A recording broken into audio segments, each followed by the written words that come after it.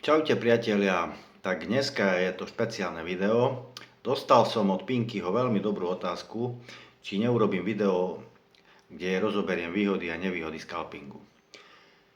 Prvá vec, povedzme si na rovinu bez diplomatických nejakých omáčok, že pre 99 nielen začínajúcich traderov je scalping koniec ich účtu a poprava ich obchodného účtu proste, hej.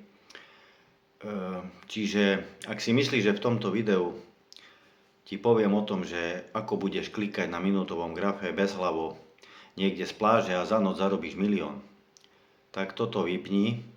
Na mojom kanáli lacné rozprávky nenájdeš. Ja sa tu snažím ukázať svoju cestu, ale ukázať aj skutočné remeslo.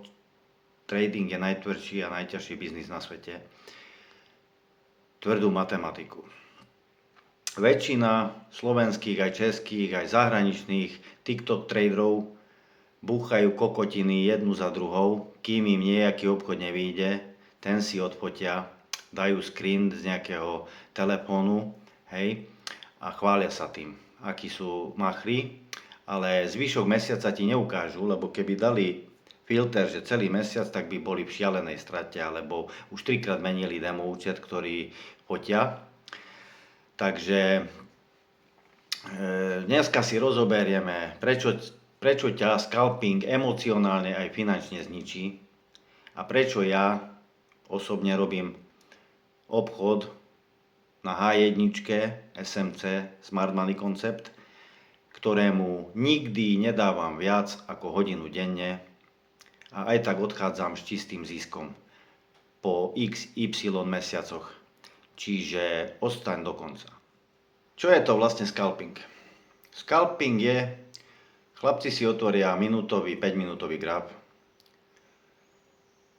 otvoria obchod, držia ho pár sekúnd až minútu, 2 a toto robia 30-krát, 50-krát celý deň.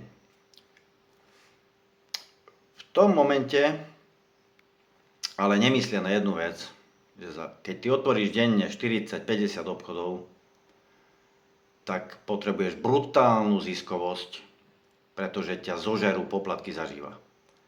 Sprídy, poplatky, komisie, podľa toho, u akého brokera si, hej.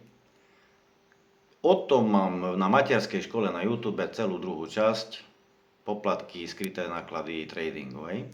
Čiže ty keď takto obchoduješ, tvoj broker otvára šampanské, pretože si pre neho lacná korisť, hej, proste ty keď skončíš na nule, aj tak ti idú stovky dolárov do prdele, hej, čiže toto je vlastne najväčší problém číslo 1. Druhý, nemenej dôležitý problém je ľudská psychika. Ľudská psychika nie je stavaná na takúto záťaž. Ty potrebuješ robiť desiatky bleskových rozhodnutí v krátkom časovom úseku a proste toto 99% aj podľa oficiálnych štatistík, čo brokery dávajú reporty z rôznych štýlov, ľudí nedá. Je dokázané, že aj pri swingovom obchodovaní, pri všelijakých iných typoch obchodovania, aj keby som dal 100 ľuďom proste najväčšiu stratégiu, ziskovú stratégiu, tak len 2-3 budú ziskoví, pretože 80% tradingu robí hlava a keď nemáš palicu v poriadku, nikdy v živote nebudeš ziskový ani s najlepšou stratégiou a už vôbec nie týmto scalpingom. Príde 1, 2, 3, 4, 5 zlých obchodov, začneš mať nervy, chytíš hnev a tzv. Revenge trading je na svete, pomsta trhu, začneš tam búchať šialené lotáže a za 10 minút vymažeš buď celý účet, alebo to, čo si budoval, dajme tomu, drobné si zbieral 3 mesiace, hej. Čiže toto je čisto emocionálne zožratie zažíva, že ťa trh zožerie. Amatéri si myslia, že čím viac čumíš do monitoru, čím viac obchodov nabúchaš, tým viac zarobíš. Toto je najväčší mýtus tradingu. V tradingu platí presný opak. Menej je viac. Hej? cieľom v tradingu nie je to, aby si sa preklikal k infarktu a porážke, ale aby si zobral čo najväčší zisk s čo najmenším rizikom, zavrel platformu a išiel žiť svoj súkromný reálny život. Práve preto ja osobne, nerobím scalping, obchodujem. Začal som tam na H4, doladil som za tých 8 mesiacov svoj systém kvôli prop tradingu, ktorý chcem robiť. Sme prešli na H1, je to tiež vysoký time frame, čiže je tam oveľa menej šumu. Môj klasický deň, ráno o 7 pri káve, za 15-20 minút prekreslím mojich 11 inštrumentov, lebo sa od večera zmenia, nejakú štruktúru trhu, market structure. Tie inštrumenty, tam, kde sa blížia k nejakej mojej zóne, nastavím alerty, vypínam telefón, platformu, nezaujíma ma to už viac. Skontrolujem, aké správy sú v ten deň na Forex Factory, a snažím sa chytiť obchod na takom páre menovom, ktorý nemá červenú správu v ten deň. Žijem si život a keď mi pipne alert, to znamená, že cena je v zóne, prepnem na 15-minútový graf. Keď sa splní podmienka môjho vstupu, idem do obchodu, nastavím si 0,5% risk, take profit, vypínam a nezaujíma ma to až do 9. večera, kedy ak sa vlečie ten obchod a nedošiel ani do take profitu, ani do stop lossu, manuálne zatváram, aby som neplatil nočný swap a aby ma rollover nezničil, že sa rozťahuje večer kvôli tým spajkom a rozťahnutiu s prídom. Nebudem riskovať, že spadnem do nejakého X násobku môjho stop lossu, ktorý som mal nastavený. Toto je celé. Každý večer idem s kľudom spať alebo do nočnej. Dosť bolo kecov. Tu vidíš na skríne obchod dolár jen. Nastavil som si pekne krásne stop loss v zóne pod low, skoro pod koniec zóny. To bolo 0,5%. Stále tam mám $500 na 100 000 účte. Nikdy neriskujem viac ako 500. To je 0,5% z účtu. A zavrel som telefón a trh urobil to, čo mal. Presne o 7 už som bol v práci, mi došiel do plného take profitu a zarobil mi $1024. Tento obchod euro-libra bol presný opak, dávali sme predaj, sell, takisto som dal, hore na koniec zóny stop loss, zase $500, 0,5% účtu, striktný risk management a zase urobil trh to, čo sme potrebovali.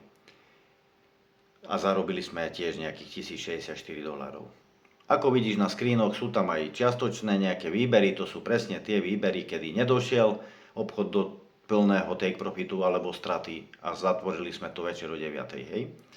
Čiže ja idem do obchodu úplne v pohodičke, pretože kým nepríjmeš risk, že ti každý jeden obchod že nevyjde, tak nebudeš nikdy ziskový. To je prvá najdôležitejšia vec tej psychike, ktorú stále točíme, že je najdôležitejšia v tradingu. Čiže ja nemám žiadne emócie pri tom. Rátam so stratami ako s nákladom biznisu, takisto ako kuriér potrebuje natankovať auto, takisto jak podnikateľ potrebuje výplaty zaplatiť a nakúpiť tovar. Trader musí rátať so stratami. Takže toto by k tomuto videu stačilo. Pinky, dúfam, že ťa uspokojili nejaké moje argumenty, ale ako vravím, 1% z traderov vie aj na scalpingu byť ziskových, ale toto sú už veľmi tvrdé palice, takže musíš si tu uvedomiť, či do toho ísť, alebo či mať ten kľud a reálny život.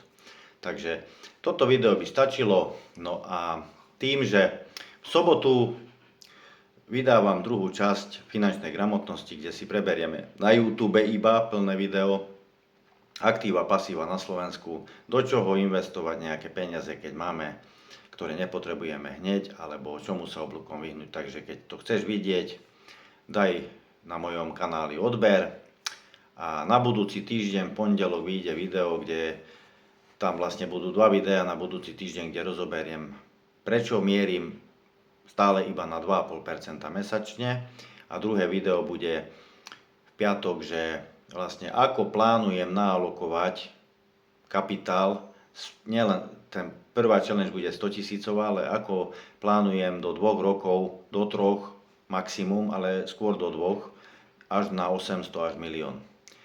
A v stredu bude poprava hejterov v priamom prenose, kde vymažeme zo zemegule tie komenty, ktoré boli na mojom profile, kde sa snažili možno niektorí múdrcovia ma zosmiešniť, ale ja si myslím, že väčšinou moje slová majú nejakú tú logiku a váhu. Svedčí o tom aj to, ako vy, moji ľudia, rastiete a zo dňa na deň už máme pomaly 700 sledovateľov, hej. A aj keby som mal len 10, by som to robil, ale som rád za každého jedného, ale budem ešte radšej, keď prejdete na YouTube a naozaj dáte odber. Takže zatiaľ sa všetci majte, v sobotu hodím trailer, keď už bude video druhá časť k finančnej gramotnosti na YouTube a dovtedy každému úspešný trading. Čau.